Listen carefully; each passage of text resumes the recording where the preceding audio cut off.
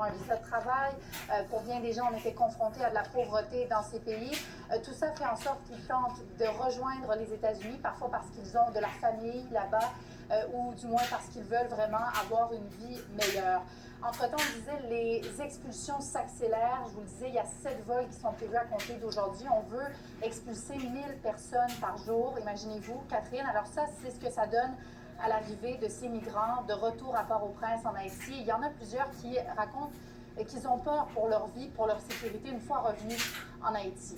Et puis dans l'État du Texas, on prend vraiment les grands moyens. On ne veut vraiment pas de ces migrants. Vous voyez, il y a des centaines de voitures gouvernementales qui ont été mises à disposition, des hélicoptères aussi. On a érigé une barricade de métal pour empêcher les migrants de passer. Et d'ailleurs, le gouverneur de l'État avait un message bien clair pour ces migrants. On va l'écouter.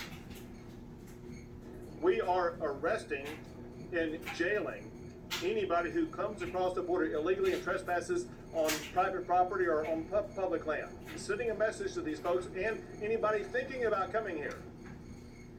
D'ailleurs, Catherine, il y a ces images qui, depuis quelques jours, ont fait vraiment le tour du monde et qui font énormément réagir. Je vous les montre à nouveau. On voit des policiers à chevaux qui s'entraînent à des manifestants, à des migrants, pardonnez-moi.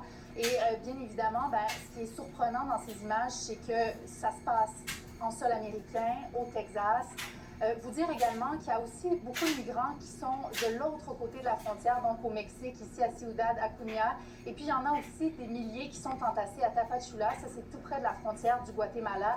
Et ce qu'on dit, c'est qu'il y en a de plus en plus qui demandent finalement l'asile au Mexique, ne pouvant se rendre aux États-Unis. Puis d'ailleurs, il y a le président du Mexique qui a demandé la collaboration de ses homologues d'Amérique du Sud, mais aussi du président américain, question de trouver un accord afin de finalement régler cette situation qui, décidément, là, reste très difficile.